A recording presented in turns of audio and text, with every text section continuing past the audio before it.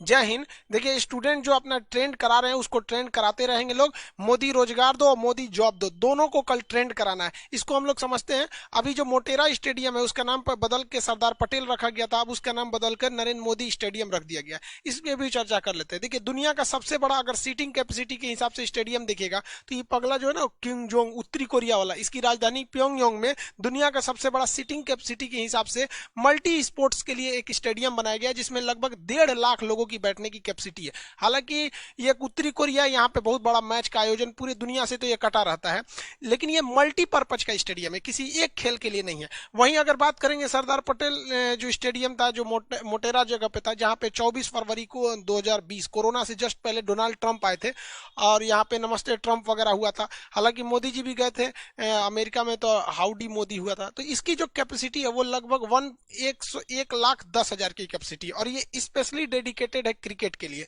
इस हिसाब से अगर आप देखेंगे तो एक सीटिंग कैपेसिटी के हिसाब से ये सेकंड आ जाता है, बट क्रिकेट के हिसाब से अगर आप देखेंगे ओनली फॉर क्रिकेट, तो ये दुनिया में इसकी रैंकिंग क्रिकेट के स्टेडियम के हिसाब से टॉप पे चली जाती है।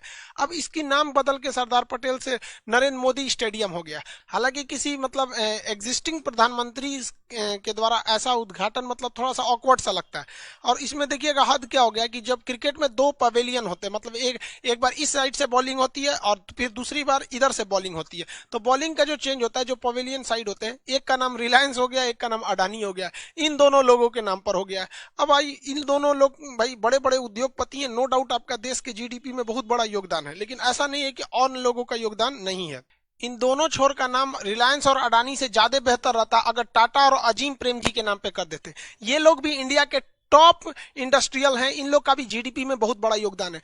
टाटा ग्रुप अपने मोस्ट ऑफ इनकम का 60% डोनेट कर देता। आज भी टाटा मेमोरियल हॉस्पिटल, इतना बड़ा कैंसर रिसर्च पर ये काम करते हैं, इनके नाम पर हो जाता तो ज्यादा बेहतर होता। विप्रो के चेयरमैन हैं अजीम प्रेम जी। अजीम प्रेम जी इतने बड़े दानी हैं कि ये अपने इनकम से पर डे हर दिन ये 22 करोड़ रुपए दान दे देते हैं। तो इन दोनों के नाम पर अगर हो जाता तो ज्यादा बेटर रहता, बल्कि इन लोगों से तुलना में। रही बात ये प्रधानमंत्री नरेंद्र मोदी के नाम पे होना चाहिए कि नहीं, तो देखिए भैया, इसकी परंपरा बहुत पहले से ये लोग शुरू करके जा चुके हैं। इंदिरा गांधी जब इस एक्सिस्टिंग प्रधानमंत्री थी, प्रधानमंत्री की कुर्सी पर रहते हुए इन्हें भारत रत्न का पुरस्कार मिला। हालांकि इंदिरा गांधी का जो सबसे बड़ा योगदान है वो कोई नहीं भूल सकता है कि जो बांग्लादेश था, पहले वो पूर्वी पाकिस्तान था, उन्हें 1971 में एक तरफा जीत हुई, पूरी दुनिया देखती रही। इनके लीडरशिप में वहां ये बात को नहीं भूल सकता। हालांकि उसमें मानेकशॉ जो हमारे सेना अध्यक्ष थे, उनका भी बहुत बड़ा योगदान था। तो ये इनके नाम पर, जवाहरलाल नेहरू के नाम पर भी बहुत सारी चीजें।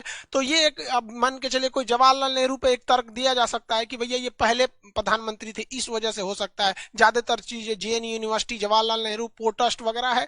जैसे चांद पर उतरने वाले पहले व्यक्ति नील आर्मस्ट्रांग, उनके जस्ट अगले मिनट उतरे थे एडविन एंडरलिन, तो उनका नाम कोई ध्यान से नहीं रखता है। तो इन पे तो चलिए भाई एक लॉजिक चल जाएगा कि देश के पहले मतलब वो थे, प्रधानमंत्री थे। अब राजीव गांधी जी को देखिए, इनका अगर आप भारतीय इतिहास में देखेंगे तो बहुत बड़ा उस तरह से योगदान नहीं है। हाँ, हमारी सिंपैथी है कि हमारे प्रधानमंत्री को किसी ने बम से उड़ा दिया था, एक ये सिंपैथी है जो तमिल मुद्दा था। लेकिन आप जान के ताज्जुब होंगे कि अभी भी भारत में जो खेल का सबसे बड़ा पुरस्कार है वो राजीव गांधी खेल रत्न पुरस्कार है। तो ये परंपरा भारत में बहुत साल पहले से आ रही है। ज्यादा अच्छा ये रहता है कि हम लोग किसी भी चीज का नाम, देखिए योजना अगर मोदी जी ला रहे हैं तो अपने नाम पे रखें, जो मन है वो, या कोई अन्य पार्टी कोई योजनाओं को ला रही है तो अपने नाम पे रखिए। लेकिन जो धरोहर वाली चीजें हो जाती हैं उसको स्वतंत्रता सेनानियों के नाम पे रहता तो ज्यादा बेटर रहता। जैसे चंद्रशेखर आजाद के नाम पे, भगत सिंह के नाम पे हो जाता तो ज्यादा अच्छा रहता। या हमारे जो समाज सेवी हैं, राजीव दीक्षित जी हो गए, स्वामी विवेकानंद हो गए, इन लोग के नाम पर रहता। ज्यादा अच्छा तो रहता कि खेल से संबंधित कोई चीज है तो जो खेल में बहुत बड़े कीर्तिमान हासिल किए हैं उनके नाम पर रहता तो ज्यादा अच्छा रहता। जैसे हमारे ध्यानचंद जी को देखिए, ध्यानचंद जी जो है हॉकी के बहुत बेहतरीन खिलाड़ी थे। ये सेना की ओर से खेलते थे, लांस नायक का पद था। सेना में एक बहुत छोटा नॉन कमीशन रैंक का अधिकारी, मतलब नॉन कमीशन रैंक का जवान होता है लांस नायक। ये 1936 में इंडिया की ओर से, उस समय भारत गुलाम था, तो ये अपने देश से खेलने के लिए 1936 में ओलंपिक खेलने गए थे जर्मनी में। और जर्मनी के एक मैच हो रहा था, जर्मनी वालों ने 1 गोल मारा और भारत की टीम ने 16 गोल मारा। उस 16 गोल में से अकेले 15 गोल मार दिए थे ध्यानचंद। हिटलर देखते रह गया। हिटलर इनको अपने ऑफिस में बुलाया और कहा कि तुम क्या करते हो, तो इन्होंने कहा था भाई हम सेना में है, लांस नायक है। तो हिटलर ने कहा तुम्हारा देश तुम्हारे लिए कुछ नहीं किया, तुमको एक छोटा सा पद दिया है, एक काम करो तुम जर्मनी के लिए आ जाओ, हम तुमको आज जैसे ही आओगे हम तुम्हें तुरंत अधिकारी बना देंगे। मेजर ध्यानचंद ने जर्मनी के तानाशाह हिटलर को जवाब दिया कि मेरे देश का कर्तव्य नहीं है कि वो मेरे लिए कुछ करे, ये मेरा कर्तव्य बनता है कि हम अपने देश के लिए कुछ करें। और इन्होंने अपने भारत के लिए खेलना पसंद किया। भारत सरकार ने भी इनको बहुत ध्यान दिया और इन्हें लांस नायक ले जाके आगे मेजर तक की उपाधि दी गई थी। तो इन लोगों के नाम पर अगर स्टेडियम रखे जाएंगे तो ज्यादा होगा और हमारी भी रुचि, मतलब जो लोग हैं वो खेलने में आगे बढ़ेंगे, इनसे प्रेरणा लेंगे। व्यक्तिगत रूप से अगर आप हमारी राय मानेंगे तो हमारे हिसाब से ये होना चाहिए कि अभी जो गलवान इशू चल रही है वो बहुत करंट का इशू है। अभी के वक्त में अगर कोई किसी चीज का उद्घाटन होता है तो हमारे जो गलवान में शहीद हुए थे उस वक्त में हमारे कर्नल साहब संतोष बाबू, इनके नाम पर रहता तो देश को कुछ ज्यादा गौरवान्वित महसूस होता, क्योंकि इन्होंने अपना सब कुछ दे दिया। अब मोदी जी से ऐसा कैसे हो रहा है हमको नहीं समझ में आ रहा है। मोदी जी आपकी इज्जत पता है डबल हो जाएगी। अभी आपके पास बहुत सुनहरा मौका है, आप खुद सामने आइए और खुद कह दीजिए कि हम चाहते हैं कि इस स्टेडियम का नाम हमारे नाम से बदलकर संतोष बाबू के नाम पर हो जाए या किसी भी हो जाए। आपकी जो इज्जत है ना अभी से भी डबल हो जाएगी। आपको पता नहीं कौन कौन सलाह दे रहा है, पीएमओ के ऑफिसर जो बैठे हैं सब, उनको थोड़ा सा चेंज कीजिए। आपको सब गलत गलत सलाह दे रहा है सब। आप बताइए ये नाम रखने की परंपरा क्यों शुरू हुई? हम आपसे पूछते क्यों शुरू हुई? इसलिए शुरू हुई कि जो हमारे महापुरुष हमारे समाज के लिए करके गए हैं हम उनका नाम न भूल सके। अब भैया आप तो जीवित व्यक्ति हैं, आपका नाम कौन भूल सकता है? आप सिटिंग प्राइम मिनिस्टर हैं, आपका नाम कौन भूलेगा? लेकिन हमारे देश में अजीब परंपरा चल रही है। मायावती जी भी जब मुख्यमंत्री थी तो उन्होंने भी लखनऊ के अंबेडकर पार्क में अपनी बड़ी सी मूर्ति लगा दी थी। तो ये लोग अभी सिटिंग प्राइम मिनिस्टर को कोई थोड़ी ना भूल सकता है। आपको पीएमओ वाला ना गलत गलत सलाह दे रहा है सब। हम आपको ट्विटर पे फॉलो किए हुए हैं, आप ध्यान दीजिएगा, हम आपको ट्वीट करते रहेंगे। आप लोग आपको उस सबको अधिकारी वगैरह को चेंज कीजिए, इसे नहीं तो नाम खराब कर देगा सब आपका। अब बात करते हैं रोजगार की इशू पे। देखिए टीचर और स्टूडेंट सब फ्रस्ट्रेशन में। रीजन समझिए क्या है। एक स्टूडेंट अगर पूरा में पूरा मार्क्स ला रहा है तो जरा सोचिए वो किस तरह से पढ़ाई किया होगा। भूत बन के पढ़ा होगा, भूत की तरह अपने आप को भूल गया होगा, उतना पढ़ा होगा। एक किसी स्टूडेंट, किसी टीचर का स्टूडेंट अगर मान के चलिए 200 में 200 आ रहा है, कभी सोच रहे कि टीचर कितना मेहनत कर रहा हो।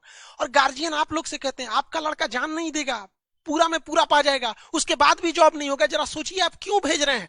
हाँ, गार्जियन लोग आते हैं, कभी कभी कुछ गार्जियन मिलने आते हैं ना, रोने लगते हैं, मेरा बेटा का 3 साल हो गया जॉब नहीं हो रहा। ये उस गार्जियन की गलती है या बेटा की गलती है? किसी की गलती नहीं है। एसएससी वाले ने, रेलवे वाले ने, किसी की जॉब की कहते 4 साल से पहले तो इन लोग का काम नहीं हो पाता है यहाँ पर। और बताइए भाई बच्चा क्या करेगा वहां पे?